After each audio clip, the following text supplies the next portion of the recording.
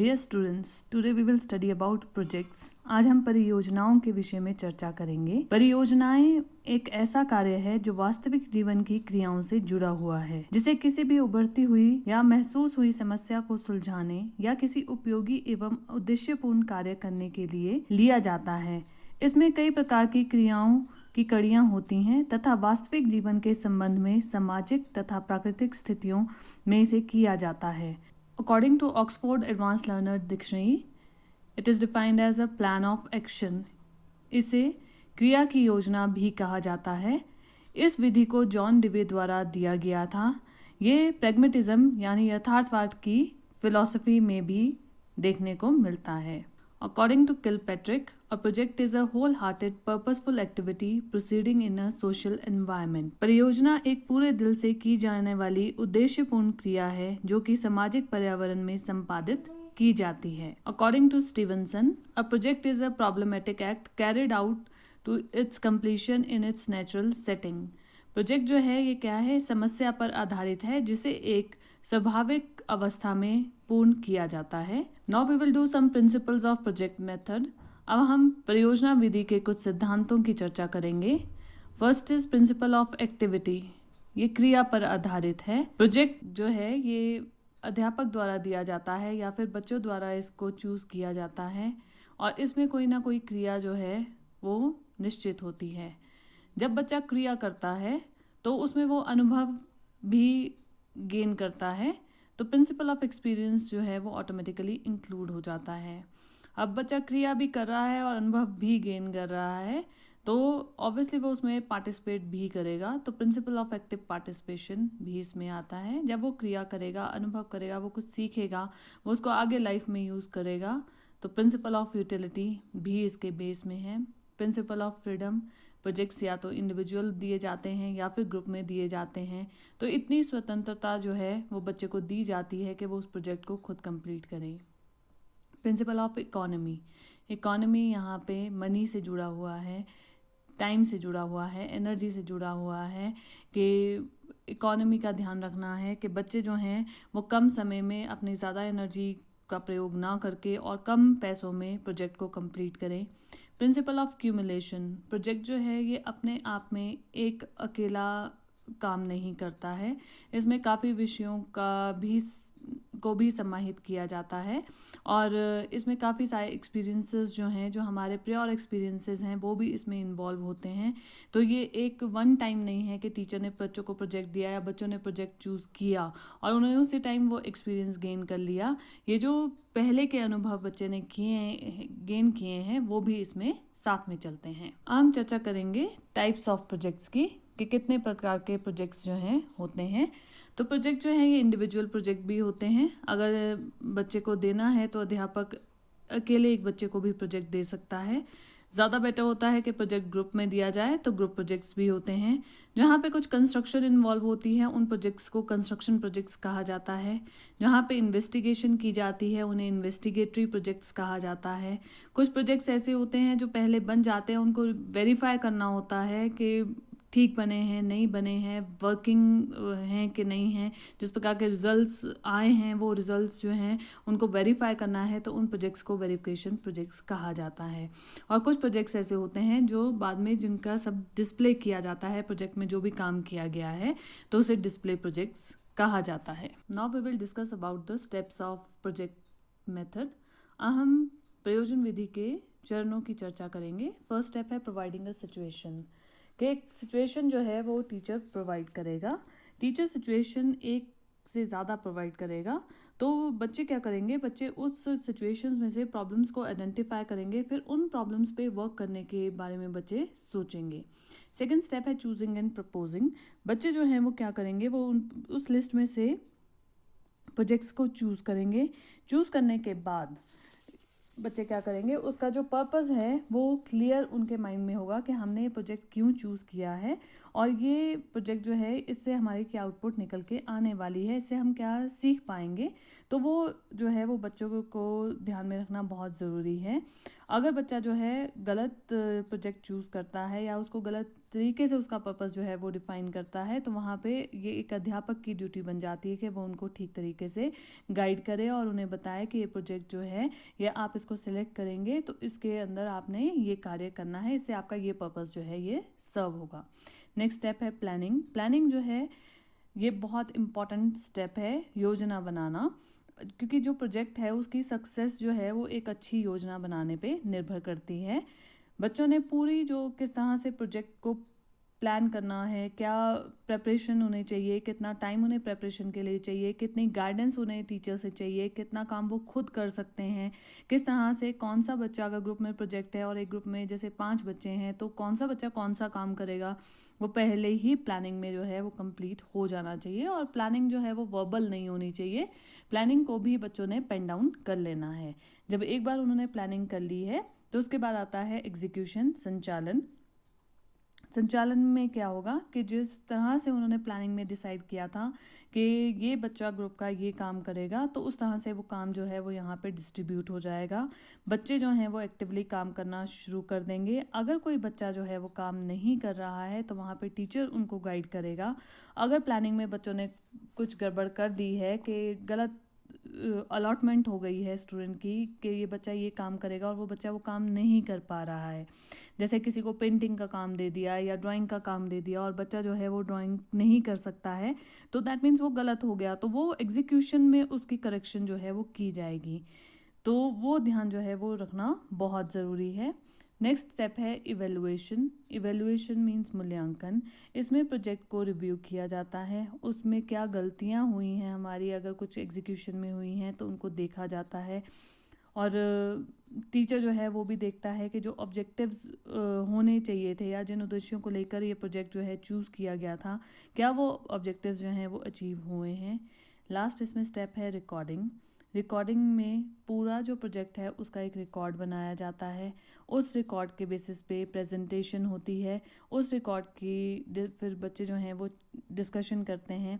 जैसे ग्रुप में प्रोजेक्ट बना है तो एक बच्चा जो है 5 बच्चे हैं, पांचों ने मिलकर प्रोजेक्ट बनाया है, तो उनमें से एक बच्चा रिप्रेजेंटेटिव बनेगा, वो पूरी क्लास के सामने अपने प्रोजेक्ट को रिप्रेजेंट करेगा और फिर उसके बाद बाकी बच्चे जो हैं वो उनके साथ डिस्कशन करेंगे। और अगर जैसे हमने इवैल्यूएशन में भी कहा कि कुछ कमियां रह गई हैं तो वो उसका आगे ध्यान रखेंगे। जैसे बच्चों को प्रोजेक्ट दिया है, विद्यालय को आपने साफ करना है। पहले एक ग्रुप बनाया जाएगा, वो ग्रुप जो है वो 1 वीक के लिए ऑब्जर्व करेगा कि किस प्रकार का कचरा जो है वो विद्यालय में पाया जाता है। तो वो उसकी एक पूरी लिस्ट तैयार कर लेंगे डे वाइज कि कैसा कैसा कचरा उन्हें किस किस दिन मिला, और फिर इस कचरे को गिना भी जा सकता है। सप्ताह के अंत में विद्यार्थी क्या करेंगे, वो अपने पूरी जो टेबल उन्होंने बनाया है, जो सूचना उन्होंने एकत्रित की है, उस पर वो चर्चा करेंगे।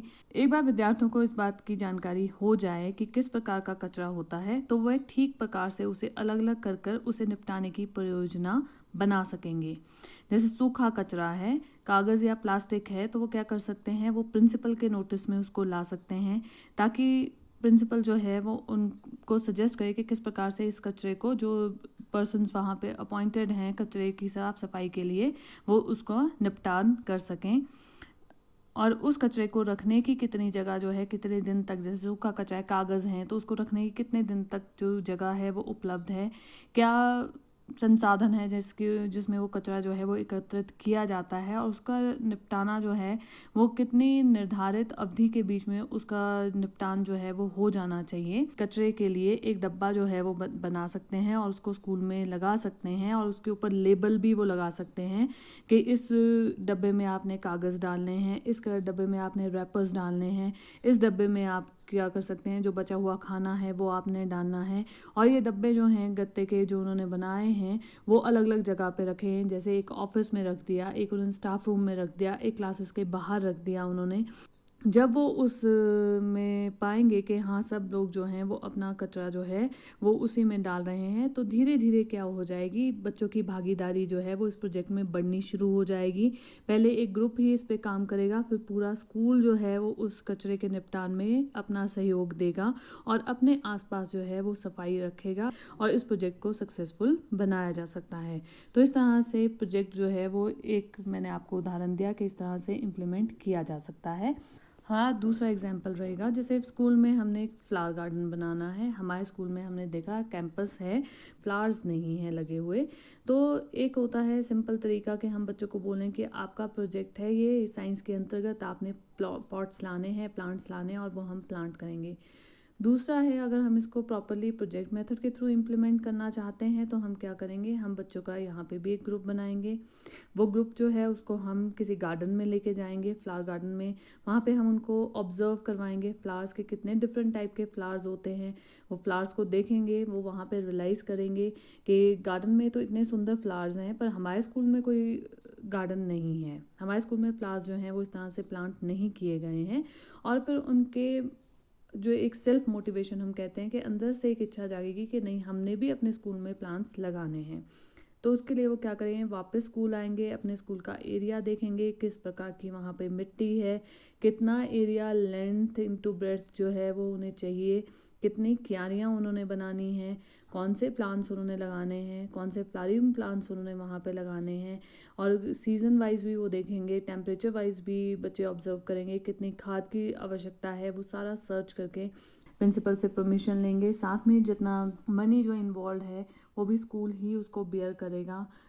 बच्चे जो हैं वो क्या करेंगे, वो सिर्फ प्लान्स लेके आएंगे और वो सारा वहाँ पे सेट करेंगे, बाकी सारा जो खर्चा होगा वो स्कूल ही उसको उठाएगा।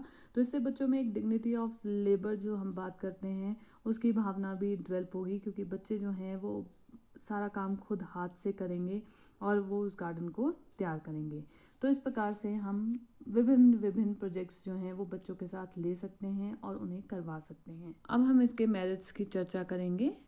इसके मेरिट्स में फर्स्ट है साइकोलॉजिकली साउंड। ये मनोवैज्ञानिक तौर पर क्या है, खरा उतरता है, क्योंकि बच्चों के नीड्स के अकॉर्डिंग, बच्चों के इंटरेस्ट के अकॉर्डिंग, एज के अकॉर्डिंग जो है प्रोजेक्ट्स लिए जाएं तो वो साइकोलॉजिकली कहलाए जाते हैं। इसमें प्रैक्टिकल अप्रोच को फॉलो किया जाता है, लर्निंग बाय डूइंग अप्रोच को फॉलो किया जाता है। बच्चे खुद काम करते हैं, प्रैक्टिकली वर्क इसमें करते हैं। It provides integration of physical and mental activities. जैसे हमने फ्लावर गार्डन की बात की या फ्लावर्स की प्लांटिंग की बात की, तो उसमें बच्चे फिजिकली भी इन्वॉल्व होंगे और मेंटली भी इन्वॉल्व होंगे। फिजिकली होंगे वो प्लांट्स खुद लगाएंगे, मेंटली वो अपना सर्च करेंगे कि कौन से सीज़न में कौन से प्लांट्स जो हैं वो लगाए जाते हैं। It is a democratic method of teaching. ये एक प्रजातांत्रिक विधि है, क्योंकि इसमें बच्चे जो हैं वो मेजर रोल प्ले कर रहे हैं, एक्टिव रोल प्ले कर रहे हैं, टीचर पैसिव रोल प्ले कर रहा है। It helps in the development of social virtues. इसमें बच्चों में जो सामाजिक गुण हैं उनका विकास भी होता है। बच्चे मिलजुल कर एक दूसरे के साथ कार्य करते हैं और वो उसकी आउटपुट भी लेकर आते हैं। क्लियर एंड परमानेंट नॉलेज, बच्चों का ज्ञान जो है वो स्थायी हो जाता है, उन्हें किसी प्रकार का कन्फ्यूजन नहीं रहता है। पर हमने प्रोजेक्ट को चूज़ करते हुए ये ध्यान ज़रूर रखना है कि जो प्रोजेक्ट है वो हमारा सब्जेक्ट से रिलेटेड हो, वो हमारा करिकुलम से रिलेटेड हो। Positive attitude towards manual work, कि बच्चे जो हैं वो जब खुद हाथों से कार्य करेंगे तो उनकी एक सकारात्मक सोच बनेगी। इट प्रोवाइड्स टीचिंग थ्रू को रिलेशन। इसमें को रिलेशन जो है उसके द्वारा जो है शिक्षण किया जाता है। जैसे हमने अभी फ्लावर गार्डन की बात की, तो जो फ्लावर गार्डन है उसमें जब बच्चे स्कूल में आके देखेंगे कि हमारे पास कितना स्पेस अवेलेबल है, जैसे हमने लेंथ और विड्थ की बात की, तो उसमें हमारा जो मैथमेटिक्स है वो इंक्लूड हो जाएगा। जब हमने सीज़न की, टेम्परेचर की बात की, तो उसमें हमारा ज्योग्राफी जो है वो इंक्लूड हो जाएगा। तो प्रोजेक्ट जो है वो हमारा एक ही विषय को लेकर नहीं चलता है, इसमें भी दूसरे विषय जो हैं वो हमें साथ में लेकर चलने पड़ते हैं। लास्ट हमारा पॉइंट है, it reduces the load of homework.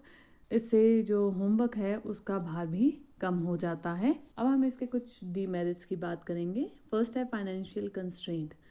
Project को कंप्लीशन तक ले जाने के लिए फाइनेंसेस जो हैं वो बहुत इंपॉर्टेंट हैं, और फाइनेंसेस कौन बियर करेगा वो उससे ज़्यादा इंपॉर्टेंट है। अगर हम हर विषय पे प्रोजेक्ट बच्चों से बनवाएंगे, या हमने साल में 2 या 3 प्रोजेक्ट बनवाने हैं और प्रैक्टिकली बच्चों ने उसमें काम करना है, तो उसमें मनी की ज़रूरत होगी। तो अगर पेरेंट्स को हम बोलते हैं कि वो इसका पैसा बियर करेंगे, तो पेरेंट्स के लिए ये पॉसिबल नहीं है। स्कूल कई बार मना कर देते हैं कि हम हर क्लास के लिए इतना बजट जो है वो प्रोजेक्ट्स के लिए इशू नहीं कर सकते हैं। नंबर 2, ये टाइम कंज्यूमिंग है, इसमें समय ज़्यादा लगता है। जैसे हमने फ्लावर गार्डन की ही बात की, बच्चों को पहले लेकर जाएंगे किसी गार्डन में, वहाँ वो ऑब्जर्व करेंगे, फिर आएंगे, फिर सीड्स लाएंगे, प्लांट्स लाएंगे, उनको लगाएंगे, फिर उसके बाद फ्लावर्स जो हैं वो ब्लूम करेंगे। तो ऑब्वियसली उतना टाइम जो है वो बच्चे को प्रोजेक्ट कंप्लीट करने में लगेगा। या फिर हमने जो कचरे की बात की, उसमें भी बच्चा 1 वीक में ऑब्जर्व करेगा, नेक्स्ट वीक या 15 डेज में वो उसको कंप्लीट करेगा। तो दैट मीन्स 3 वीक्स जो हैं वो एक प्रोजेक्ट में लग गए। तो इतना टाइम जो है, क्या वो सिलेबस के साथ साथ हमारे पास स्कूल में अवेलेबल है? अगर है तो हम वो प्रोजेक्ट करवा सकते हैं, अदरवाइज हम वो प्रोजेक्ट नहीं करवा सकते हैं। It is not helpful in systematic and educate learning, क्योंकि अगर ये हम इस प्रकार से इसको जस्टिफाई कर सकते हैं कि जैसे हम बच्चे को प्रोजेक्ट दे रहे हैं और बच्चे को 15 दिन लग रहे हैं, तो उससे जो लर्निंग है वो सिस्टमेटिक नहीं होगी, क्योंकि एक तरफ बच्चा प्रोजेक्ट पे काम करेगा, दूसरी तरफ उसकी नॉर्मल क्लासेस भी साथ में ही चल रही हैं, जिसमें उसको ये सब्जेक्ट जो है साथ में करवाया जा रहा है, उसका आगे का सिलेबस जो है वो कंटिन्यू किया जा रहा है। तो सिस्टमेटिक लर्निंग जो है वो बच्चे की नहीं हो पाएगी। लास्ट है प्रैक्टिकल डिफ़िकल्टीज़। कई बार बहुत सारी प्रैक्टिकल डिफ़िकल्टीज़ आ जाती हैं, हम प्रोजेक्ट इनिशिएट कर देते हैं पर वो बच्चे की रीच के बाहर होता है, वो बच्चे की पहुंच के बाहर होता है, तो वो नहीं कर पाते हैं। तो ये प्रॉब्लम्स जो हैं ये हमें प्रोजेक्ट मेथड में देखने को मिलती हैं। तो बच्चों, आज हमने प्रोजेक्ट्स के विषय में चर्चा की। Thank you very much. Stay home, stay safe.